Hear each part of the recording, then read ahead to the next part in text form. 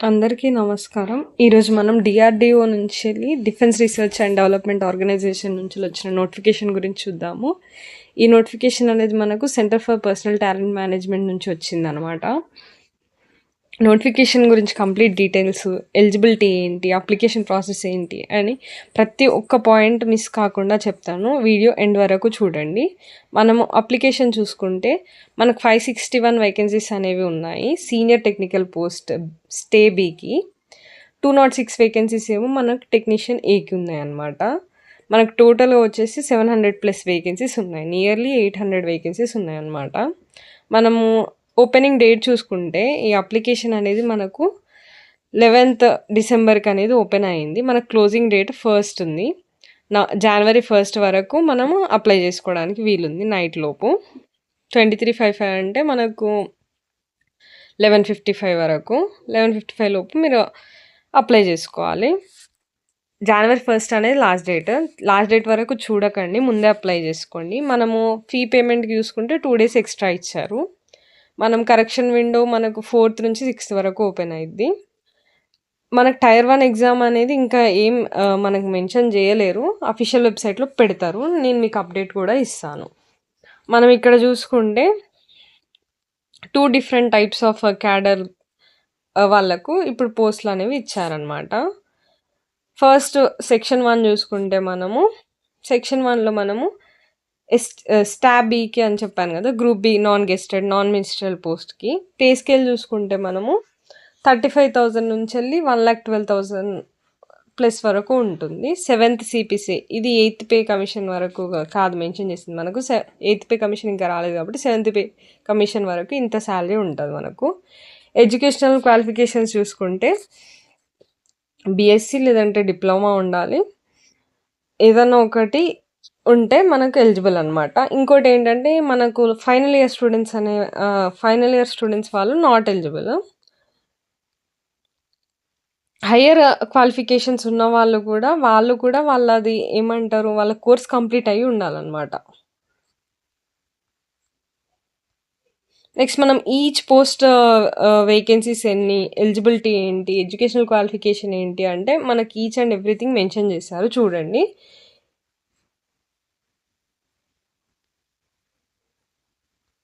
మనకు automobile engineering, chemical engineering, chemistry దాంట్లో, civil engineering దాంట్లో, కంప్యూటర్ సైన్స్ అండ్ ఇంజనీరింగ్ దాంట్లో, ఎలక్ట్రికల్ అండ్ ఎలక్ట్రానిక్స్ ఇంజనీరింగ్ దాంట్లో ఉన్నాయి వేకెన్సీస్. మీకు దాని పక్కనే ఉంది, చూసుకోండి మీరు ఎలిజిబిలిటీ ఏంటి అనేది. మనకు వేకెన్సీస్ కేటగిరీ వైజ్ ఇచ్చారు అండ్ ఆల్సో టోటల్ వేకెన్సీస్ కూడా ఇచ్చారు. జియాలజీ వాళ్ళకు కూడా సపరేట్ వేకెన్సీ అనేది ఉంది. లైబ్రరీ సైన్స్ వాళ్ళకు, మ్యాథ్స్ వాళ్ళకు చూసుకుంటే మనకు బీఎస్సీ డిగ్రీ ఇన్ మ్యాథ్స్ వాళ్ళకు, మిగతావన్నీ ఆల్మోస్ట్ ఇంజనీరింగ్ వాళ్ళదే ఉంది. ఫిజిక్స్ వాళ్ళకు ఒకటి ఉంది. మనకు సైకాలజీ వాళ్ళకు ఒక క్యాడర్లో వేకెన్సీస్ ఉన్నాయి. అంటే నియర్లీ 18 అనమాట. ఇది మనకు గ్రూప్ బీవి. గ్రూప్ సి తీసుకుంటే మనం టెక్నీషియన్ ఏ చూసుకుంటే ఇది కూడా నాన్ గెస్టెడ్ నాన్ మినిస్ట్రియల్. దీని పే స్కేల్ చూసుకుంటే మనము 19,000 నుంచో 63,000 వరకు ఉన్నాయి. ఇవి జస్ట్ బేసిక్ పే అనమాట. మనకి ఇంకా ఎక్స్ట్రా అలవెన్సెస్ కూడా ఉంటాయి as per government of India. అంటే మనకు వేరే జాబ్స్కి ఎలా ఉంటాయి గవర్నమెంట్ జాబ్స్కి, దీనికి కూడా అలానే ఉంటాయి మనకి అలవెన్సెస్ అనేవి. ఎడ్యుకేషన్ క్వాలిఫికేషన్ కూడా దీనికి కూడా సేమ్ మెన్షన్ చేశారు. మనము కంప్లీట్ అయి ఉండాలి. ఫైనల్ ఇయర్ స్టూడెంట్స్ అనేది రిజల్ట్ అవైటెడ్, అంటే రిజల్ట్ ఇంకా రాని వాళ్ళు మాత్రం ఎలిజిబుల్ కాదు. దీంట్లో చూసుకుంటే మనకు బుక్ బైండర్, ఐటీఐ అని ఇచ్చారు. మనకు 1, 2 అంటే 1 ఉండాలి, 2 ఉండాలి, 2 ఉండాలి. ఏ ఒకటి లేకున్నా కానీ మనం ఎలిజిబుల్ కాదన్నట్టు. కార్పెంటర్, సిఎన్సి ఆపరేటర్, మీరు ఇక్కడ వేకెన్సీస్ కూడా చూసుకోండి. సిఓపిఏ, మెకానికల్, ఎలక్ట్రీషియన్, ఎలక్ట్రానిక్స్ వాళ్ళు, fitter, mechanic motor vehicle, optical worker, photographer, sheet metal worker, surveyor. మీరు ఒకసారి మీకు ఒకవేళ ఎలిజిబిలిటీ ఉందో లేదో తెలుసుకోవాలంటే మీరు వీడియోని పాజ్ చేసి చూసి కంటిన్యూ చేసుకోండి. ప్రతి ఒక్కటి చెప్తే మీకు టైం వేస్ట్ అయ్యిద్ది అనేసి నేను ప్రతి ఒక్క దాని వేకెన్సీస్ ఎలిజిబిలిటీ చెప్పట్లేను. ఎందుకంటే ఆల్మోస్ట్ అన్ని ఎలిజిబిలిటీలు సేమే ఉన్నాయి, అక్కడక్కడ చేంజెస్ ఉంటాయి. మీరు చూసుకోండి అది క్లియర్గా. టర్నర్, వెల్డర్, టోటల్ వేకెన్సీస్ మనం 200 చేంజ్ ఉన్నాయి ఇవి. నెక్స్ట్ చూసుకుంటే మనము ఇవన్నీ మనకు నార్మ్స్ అనమాట.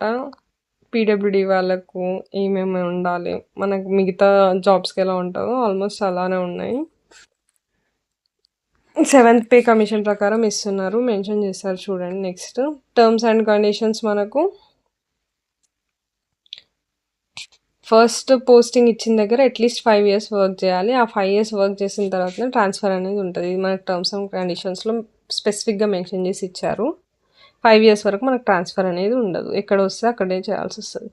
మనం ఎలిజిబిలిటీ చూసుకుంటే ఓన్లీ ఇండియన్ నేషనల్స్ వాళ్ళు మాత్రమే ఎలిజిబుల్ చేసుకోవడానికి ఉంది. వాళ్ళు మాత్రమే ఎలిజిబుల్. నెక్స్ట్ ఏజ్ లిమిట్ చూసుకుంటే మనకు 18-28 ఇయర్స్ ఉంది. అండ్ ఆల్సో ఈ ఏజ్ మనకు ఏజ్ లిమిట్ అనేది అకార్డింగ్ టు మన 10th సర్టిఫికేట్ ప్రకారం చూస్తారనమాట. ఏజ్ రిలాక్సేషన్ అనేది మిగతా జాబ్స్‌కి ఉన్నట్టే ఉంటుంది దీంట్లో కూడా. ఓబీసీ వాళ్ళకి 3 ఇయర్స్, ఎస్సీ, ఎస్టీ వాళ్ళకి 5 ఇయర్స్, పీడబ్ల్యూడీ, యూఆర్ వాళ్ళకు 10 ఇయర్స్, పీడబ్ల్యూడీ ఓబీసీ వాళ్ళకైతే 13 ఇయర్స్, పీడబ్ల్యూడీ ఎస్సీ, ఎస్టీ వాళ్ళకైతే 15 ఇయర్స్. ఇది మిగతాది డిపార్ట్మెంట్‌లో చేసిన వాళ్ళకు అకార్డింగ్ టు వాళ్ళు చేసిన పోస్ట్‌ని బట్టి ఇచ్చారు. ఎక్స్ సర్వీస్ మ్యాన్స్ కూడా ఉంది, చూసుకోండి. నెక్స్ట్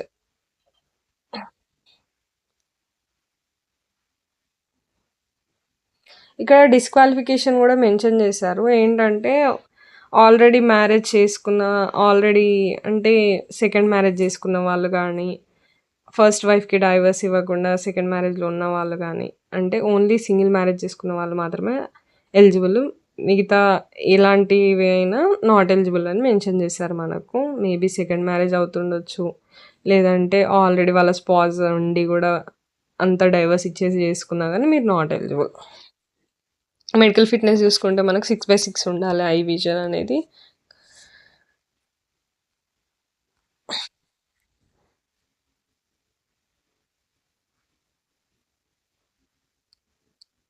మనకు రిజర్వేషన్ అనేది మనకు కేటగిరీ వైజే ఇచ్చారు కదా పోస్ట్‌లో ఆల్రెడీ. ఆ కేటగిరీ వైజే రిజర్వేషన్ కూడా ఇచ్చారు. పీడబ్ల్యూడీ క్యాండిడేట్స్‌కి మనకు సర్టిఫికేట్స్ అనేవి ఉండాలి. మీకు కింద మెన్షన్ చేశారు. నేను లాస్ట్‌లో చూపెడతాను. మనకు సర్టిఫికేట్ అంటే మనకు ప్రొఫార్మా ఎలా ఉండాలి అనేది నేను మీకు లాస్ట్‌లో చూపెడతాను. ఆ ప్రొఫార్మాలో తీసుకోండి మీరు. స్క్రైబ్ వాళ్ళకి కూడా ప్రొఫార్మా మెన్షన్ చేశారు. స్క్రైబ్ వాళ్ళకు కంపెన్సేటరీ టైమ్ 20 మినిట్స్ అనేది ఇస్తారనమాట. ఎక్స్ సర్వీస్ మెన్ వాళ్ళకు వాళ్ళకు కూడా డాక్యుమెంట్స్ ఉంటాయి కదా, ఆ పర్టికులర్ డాక్యుమెంట్స్ సబ్మిట్ చేయాల్సి వస్తుంది మనం అప్లికేషన్లో. స్పోర్ట్స్ పర్సన్స్ కూడా మనకి ఇక్కడ ఉందన్నమాట. ఇక్కడ మెన్షన్ చేశారు. మీరు ఏదైనా స్పోర్ట్స్లో ఉంటే చూసుకోండి ఒకసారి. నెక్స్ట్ మనం అప్లికేషన్ ఫీ చూసుకుంటే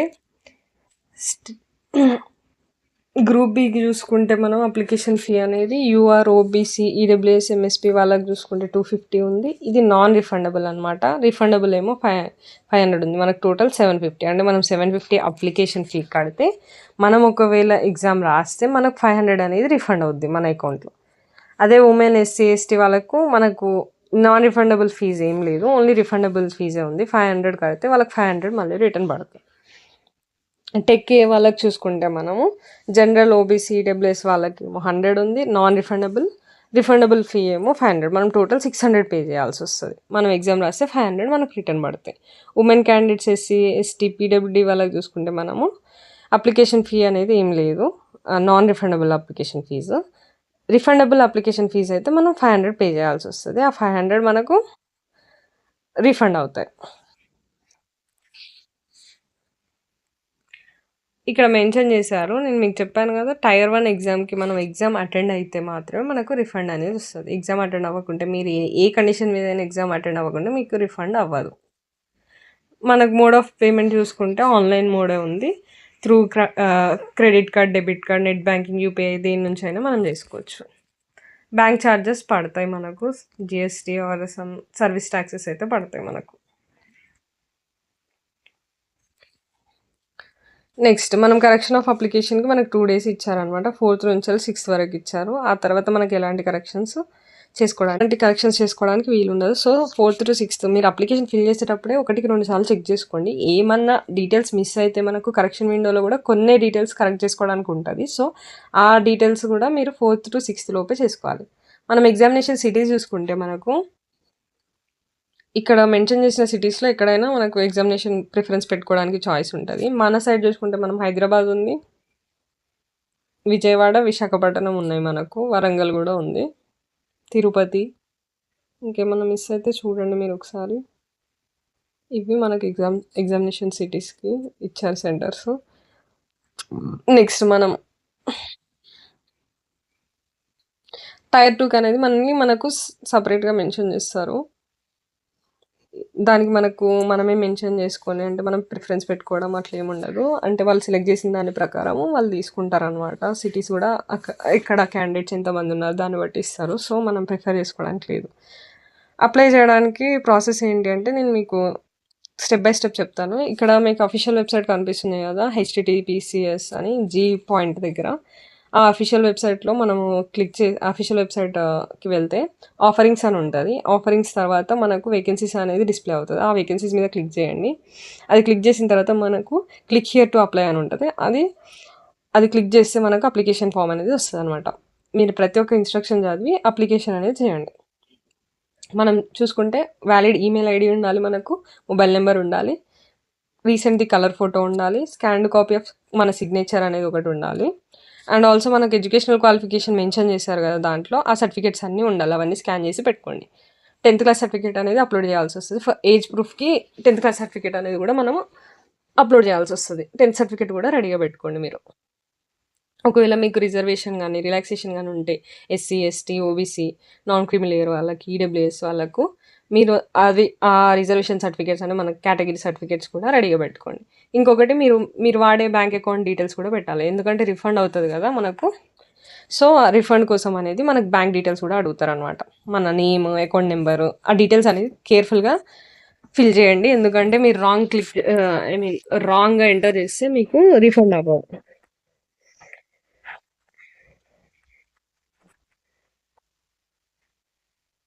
మీరు ఎన్ని పోస్టులకు అప్లై చేస్తే అన్ని సపరేట్గా ఫీజు పే చేయాల్సి వస్తుంది మనకు. ఒక్కసారి ఫీ పేమెంట్ అనేది ఉండదన్నమాట. మొత్తానికి కలిపి ఫీ పేమెంట్ కాదు మనకు. ఏ పోస్ట్ ఆ పోస్ట్కి ఫీ పే చేయాల్సి వస్తుంది, సపరేట్ ఫీజు. అది కూడా మెన్షన్ చేస్తారు మనకు. మనం ఎగ్జామినేషన్ డేట్ చూసుకుంటే మనకు 10 days బిఫోర్ అనేది ఎగ్జామినేషన్ డేట్ ఇస్తారనమాట మనకు. అడ్మిట్ కార్డ్స్ ఏంటి అంటే మనకు హాల్ టికెట్స్ 2 to 3 days ముందు వస్తాయి అనమాట. ఆపర్చునిటీ మిస్ చేసుకోకండి. మీకు ఇన్ కేస్ ఎలిజిబిలిటీ ఉంటే మాత్రం ఎలాగో రిఫండ్ అవుతాయి కదా మీకు. అప్లికేషన్ ఫీజు అనేది యూఆర్ వాళ్ళకి చూసుకుంటే మనకు 250 పడుతుంది. మిగతా వాళ్ళకు మనకు ఏం లేనట్టే రీఫండ్ అవుతుంది కాబట్టి. సో అప్లై మాత్రం చేసుకోండి మీరు ఒకవేళ ఎలిజిబుల్ ఉంటే. ఎందుకంటే కాంపిటీషన్ తక్కువ ఉంటుంది. కొంచెం ప్రిపేర్ అవుతే కూడా మీకు యూజ్ ఉంటుంది కదా, అప్లై చేస్తే అయిపోతుంది. మనకు అడ్మిట్ కార్డ్ అనేది ఆన్లైన్లోనే వస్తుంది, పోస్ట్ ద్వారా ఏం రాదు. మీరు ఎప్పటికప్పుడు అఫీషియల్ వెబ్సైట్ చూస్తూ ఉండాలన్నమాట. మనం ఎగ్జామినేషన్ ప్యాటర్న్ చూసుకుంటే ఫస్ట్ గ్రూప్ బికి చూసుకుంటే మనము ఫస్ట్ సిబిటి అనేది ఉంటుంది. అంటే టైర్ 1 అనేది పెడతారనమాట. దాంట్లో జనరల్ సైన్స్ 40 క్వశ్చన్స్ ఉన్నాయి, జనరల్ ఇంగ్లీష్ 30 క్వశ్చన్స్ ఉన్నాయి, ఆప్టిట్యూడ్ అనేవి 40 క్వశ్చన్స్, రీజనింగ్ అనేవి 40 క్వశ్చన్స్ ఉన్నాయి. టోటల్ మనకు 150 క్వశ్చన్స్, 150 మార్క్స్. మనము ఎగ్జామ్ డ్యూరేషన్ చూసుకుంటే 120 minutes అనేది డ్యూరేషన్ అనమాట. అంటే 2 hours ఎగ్జామ్. ఇది అయిపోయిన తర్వాత మనకు సిబిటి ఉంటుంది అనమాట, ప్రొవిజనల్ సెలెక్షన్స్కి. దాంట్లో మనకు పార్ట్ 1, పార్ట్ 2 అని ఉంటాయి. పార్ట్ 1లోనేమో పర్సనాలిటీ టెస్ట్ ఉంటుంది 20 marksకి. పార్ట్ 2లోనేమో మనకు ఏ సబ్జెక్ట్ మనము పెడతాం కదా, ఏ పోస్ట్ పెడితే ఆ పోస్ట్ కోర్ సబ్జెక్ట్ అనేది ఉంటుంది అనమాట. ఆ సబ్జెక్ట్కి రిలేటెడ్ 120 క్వశ్చన్స్ ఉంటాయి, 120 మార్క్స్ ఉంటాయి. దీనికి కూడా 2 hours డ్యూరేషన్ అనేది ఉంటుంది. ఇది గ్రూప్ బికి. గ్రూప్ సికి చూసుకుంటే మనం టెక్నీషియన్ ఏకి చూసుకుంటే దీనికి కూడా సేమ్. ఫస్ట్ టైర్ 1 అనేది రెండింటికి సేమ్ ఉంటుంది. టైర్ 2 చూసుకుంటే పర్సనాలిటీ టెస్ట్ స్పెసిఫిక్ సబ్జెక్ట్ కూడా సేమే ఉంది. మనము దీంట్లో ఎక్స్ట్రా ఏం యాడ్ అవుతుంది అంటే మనకు ట్రేడ్ టెస్ట్ అనేది ఉంటుంది అనమాట. ఐటీఐ వాళ్ళకు ఉంటుంది కదా, దాంట్లో ట్రేడ్ టెస్ట్ అనేది పెడతారు. ఒక్కొక్క దానికి ఒక్కొక్క టైమింగ్స్ ఉంటుంది. స్పెసిఫిక్గా ఈ టైమింగ్స్ అనేవి ఏమి ఉండవు మనకు. ట్రేడ్ టెస్ట్ డిపెండ్స్ వాళ్ళు దేని మీద ఉన్న అంటే ఏ పోస్ట్కి పెడుతున్నారో దాన్ని బట్టి ఉంటుంది. మనము చెప్పాము కదా 2 hours అని. దాంట్లో ఏ సెక్షన్కి ఆ సెక్షన్ టైమర్ అనేది ఉంటుంది అనమాట. ఆటోమేటిక్గా ఆ టైం అయిపోగానే మనకు లాక్ అయిపోతుంది, అంటే సబ్మిట్ అయిపోతుంది అనమాట. మనకు మార్క్స్ చూసుకుంటే ఈచ్ క్వశ్చన్కి 1 mark అనేది ఉంది మనకు. నెగిటివ్ అంటే 1/4 నెగిటివ్ ఉంది, అంటే 0.25 పోతుంది రాంగ్ ఆన్సర్కి. మినిమం క్వాలిఫైయింగ్ మార్క్స్ చూసుకుంటే మనకు 40% ఉంది యూఆర్, ఓబీసీ, ఈడబ్ల్యూఎస్ వాళ్ళకు. 35% ఏమో ఎస్సీ, ఎస్టీ, పీడబ్ల్యూడీ వాళ్ళకేమో 35% ఉంది. ఎలాంటి రిజర్వేషన్ లేకుండా మనకి ఏ రిలాక్స్డ్ స్టాండర్డ్స్ లేకుండా ఒకవేళ వాళ్ళకి మార్క్స్ వస్తే మాత్రం వాళ్ళ అన్‌రిజర్వ్డ్ వేకెన్సీస్ కిందకే ఎళ్ళిపోతుందనమాట. మీకేమన్నా డౌట్స్ ఉంటే, క్వైరీస్ ఉంటే మీరు అఫీషియల్ వెబ్‌సైట్‌లో విజిట్ చేసి మీరక్కడ చెక్ జేసుకోవచ్చు. నెక్స్ట్ చూసుకుంటే మనం సెలక్షన్ ప్రాసెస్ చూసుకుంటే టైర్ 1, టైర్ 2 2 మార్క్స్ మనకు సెలక్షన్‌కనేది కౌంట్ చేస్తారనమాట. ఓన్లీ టైర్ 2 మీద ఏముండదు. మనకు 2 స్కోర్స్ అనేవి ఇంపార్టెంటే. మనకు టైర్ 1, టైర్ 2 2 ఆబ్జెక్టివ్ టైప్ క్వెషన్సే ఉంటాయి. టైర్ 1 ఏమో జస్ట్ స్క్రీనింగ్‌కి ఉంటది. టైర్ 2 అనేది మనకు ప్రొవిజనల్ సెలక్షన్ కోసం ఉంటదనమాట. అంటే టైర్ 2 ఏమో మనకు మొత్తానికి ఫైనల్ కౌంట్ దాని ప్రకారం ఇస్తారు. టైర్ 1 అనేది జస్ట్ స్క్రీనింగ్ వరకు మాత్రమే. అంటే జస్ట్ టైర్ 2కి సెలెక్ట్ చేయడానికి ఉంటది. ఫస్ట్ స్క్రీనింగ్ క్రైటీరియా ఏంటంటే టైర్ 1 అండ్ టైర్ 1కి ఇంకా పార్ట్ 2 ఆఫ్ టైర్ 2 ఉంది కదా! ఈ రెండిటికి మనకు జస్ట్ క్వాలిఫైయింగ్ వరకు ఉంటే సరిపోతుందనమాట. టైర్ 1 నుంచెల్లి మనకు 1:10 రేషియోలో తీసుకుంటారు టైర్ 2 ఎగ్జామ్‌కి. టైర్ 2 ఎగ్జామ్‌కి 1:10 రేషియో అంటే మన వేకెన్సీస్ ప్రకారం 1:10 మెంబర్స్‌ని తీసుకుంటారు టైర్ 1 నుంచెల్లి టైర్ 2కి. మనకు టోటల్ సెలక్షన్ అనేది ఫైనల్ మెరిట్ అనేది టైర్ 2 రిజల్ట్ మీదనే డిపెండ్ అవుతది. ఇది మనకు గ్రేడ్ బికి. మనం గ్రేడ్ సికి చూసుకుంటే ఇది కూడా సేమ్ అంతే మనకు. కాకపోతే ఇక్కడ ఏంటంటే సారీ. దీంట్లో ఏంటంటే ట్రేడ్ టెస్ట్ అనేది ఎక్స్ట్రా ఉంటదనమాట మనకు టైర్ 2 తర్వాత. ఆ ట్రేడ్ టెస్ట్ చూసుకొని దాని మీద డిపెండ్ చేసుకొని మనకు జాబ్ అనేది ఇస్తారు. నెక్స్ట్ దీనికి స్క్రీనింగ్ క్రైటీరియా తీసుకుంటే ఫస్ట్ టైర్ 1 నుంచి 1:15 రేషియోలో టైర్ 2కి తీసుకుంటారు. టైర్ 2 నుంచి 1:8 రేషియోలో మనకు ట్రేడ్ టెస్ట్‌కి అనేది తీసుకుంటారనమాట.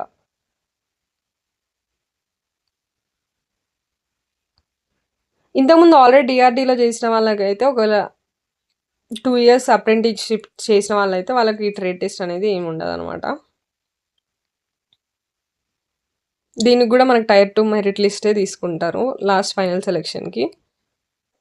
ఒకవేళ టై కేసెస్ అయితే మనకు జనరల్‌గా ఉంటది కదా! నార్మలైజ్డ్ మార్క్స్ చూసుకొని, డేట్ ఆఫ్ బర్త్ చూసుకొని అది కూడా ఒకవేళ టై ఉంటే మనకు ఆల్ఫాబెటికల్ ఆర్డర్స్ అనేది తీసుకుంటారు. స్టాబ్ ఏకి, మన గ్రూప్ బికి అంతే, టెక్నీషియన్ ఏకి కూడా అంతే చేస్తారు. ఒకవేళ టెక్నీషియన్ ఏ అయితే డీఆర్‌డీ ఆల్రెడీ అప్రెంటిస్ ఉంటారు కదా! వాళ్ళకి ఫస్ట్ ప్రిఫరెన్స్ ఇస్తారు. ఆ తర్వాత normalised marks, date of birth, alphabetical order చూస్తారు. మనకు ఆన్సర్ కీస్ అనేవి కూడా ఆన్‌లైన్‌లోనే పెడతారనమాట.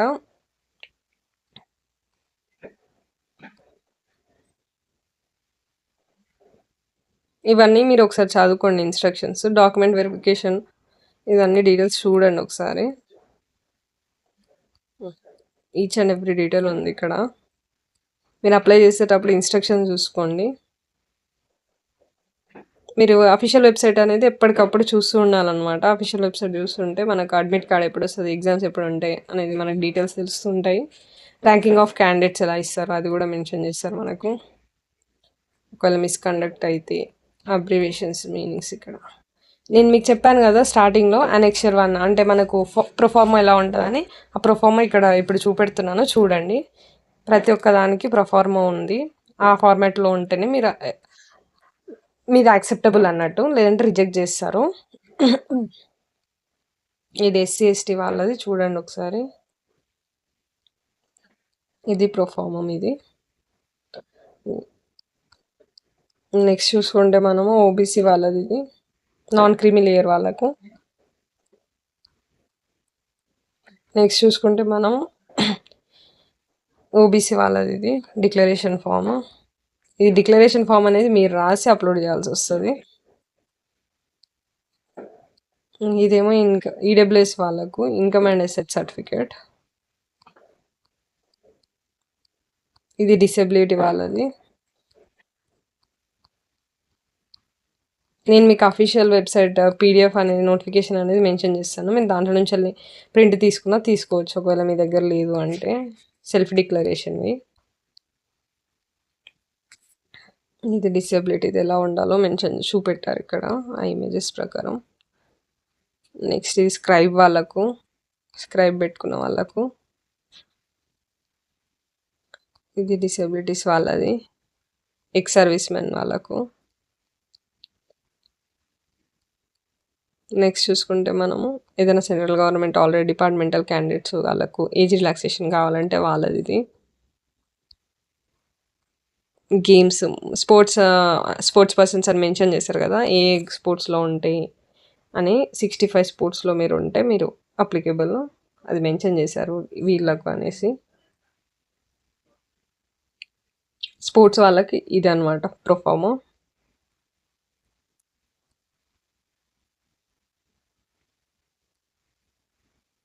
ఒకవేళ యూనివర్సిటీ నుంచి అయితే ఇలా ఉండాలి.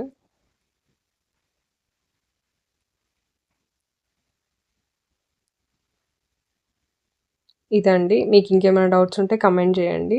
ఇలాంటి మరిన్ని వీడియోస్ కోసం ఛానల్ని సబ్స్క్రైబ్ చేసుకోండి, లైక్ చేయండి. Thank you for watching.